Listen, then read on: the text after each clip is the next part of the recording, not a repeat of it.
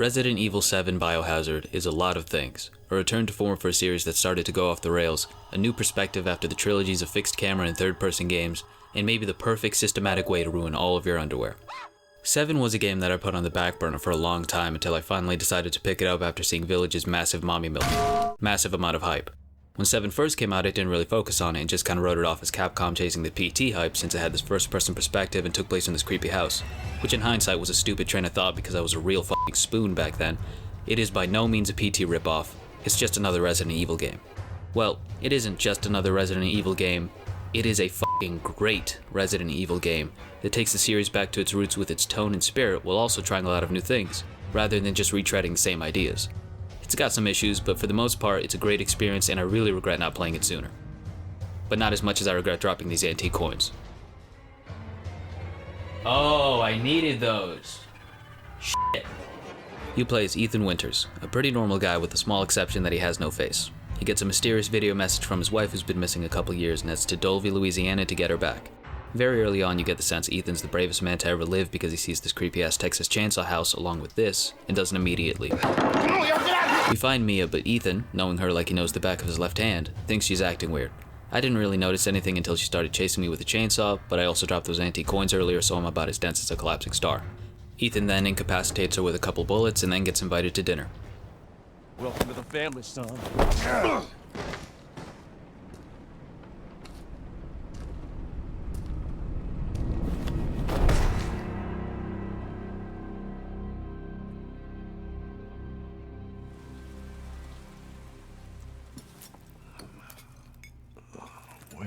Where am I?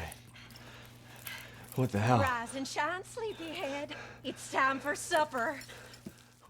Said family that we're welcomed into are the Bakers, who consist of Jack, the stern father with a heart of gold, Marguerite, the caring mother with a knack for cooking, and Lucas, who's a bit of a big-nosed cunt, but can be funny at times.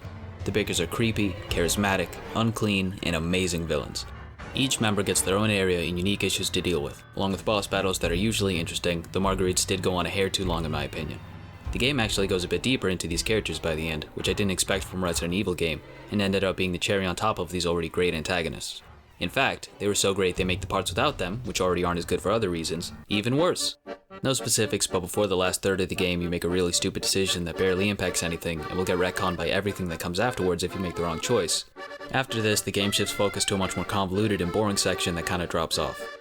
For the most part, this game is very Resident Evil. It's got puzzles, eccentric characters, inventory management, that Capcom sense of humor, and the very odd logic in these games where, for example, if you want to unlock the front door, you don't use a key, you use metal dog heads.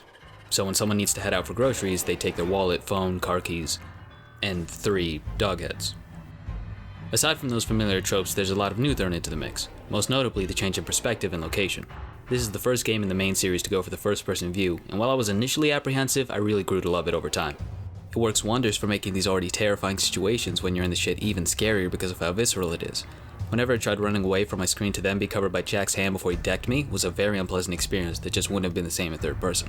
The game also does this really cool thing where you watch VHS tapes and plays the person recording the video, which is a really smart way of putting the player in the shoes of a different character in a new situation. It's not as smart when the recording of the video makes no sense, but it's a video game and it's entertaining, so... Last thing with the new view, it also lets you get really close to the enemies and environments, which are both amazingly detailed and or disgusting, which I took full notice of after I turned off interlacing, which is why some of the early footage I have is super jagged, so sorry about that. The attention paid in all the nooks and crannies of the map is crazy, and the character models are insanely good. Like I'm pretty sure I could count the pores on Lucas's face, which is only slightly helped by the fact that he's always so close to the camera I thought he was trying to eat it. And I don't know why he'd want to do that when his mom is always cooking some of her delicious homemade Louisiana style. Okay, the food isn't edible. But while the food isn't my thing, I do really appreciate the new direction in the environment. Most of the game takes place in the Baker family's southern humble abode, and it's great. It's a brand new location with a vibe that reminded me a lot of the mansion from the first Resident Evil game. Exploring this place that's new but also old was a crazy, stressful, fun experience the first time. That just kinda misses something when you try to go back into it for seconds. Unlike Mama Marguerite's delicious home cook.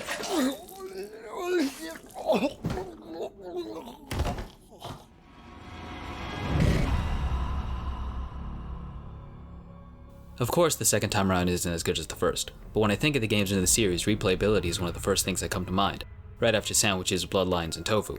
7 isn't missing it entirely, but something about it just doesn't feel right, and I really have no desire to go back into it. The main reasons I can think of are the post-decision drop-off, very scripted nature of certain sections, and enemies. See these guys? They're called molded. They are fucking terrifying. They keep you on your toes with their weird jukes. They're so gross, and the sounds they make are oh so unpleasant. Almost Regenerator-esque, now that I think about it.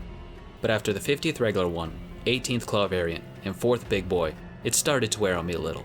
The game's lack of enemy variety makes the combat encounters feel stale after a while on the first playthrough, and on the second, well, you know. When the drop-off happened in my first playthrough, I still kept going because I wanted to see what happened in the story, even though the enemy encounters became kinda meh and the scares became less frequent. But now I know what happens, and this part of the game doesn't grip me like the earlier 2/3, so if I got to this part again, I'd probably just drop it, since I know nothing gameplay-wise is gonna excite me. Lastly, there are quite a few scripted parts early on where the player can only walk or run and just wait for stuff to happen, and I don't really feel like doing that again. Most of the stuff I said applies to all Resident Evil games, and probably most games in general, like how enemies get tiresome and bad parts get worse on repeat, but I think in 7 they're a lot more apparent, so that's why I'm pointing them out. I'd also like to point out, but on a more positive note, the DLC. In addition to the 2 different playable characters, there are a lot of smaller bite-sized experiences that I really enjoyed. For the more plot-focused ones, you play as Chris meatheading his way through hordes of molded in a freebie that anyone can play, and motherfucking Joe. Just punching everything.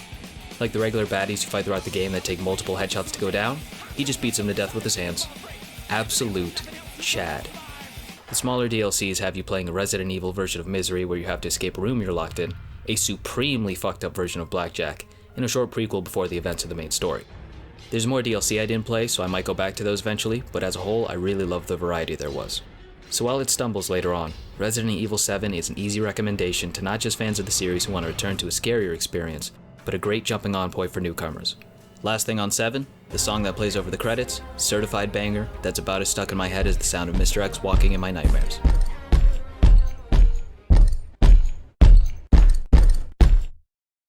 So that's the video.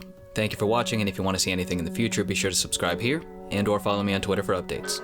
There's like a 99% chance Village is next. There has been one other game that I've been thinking about a lot, but Village is the safe bet. Later.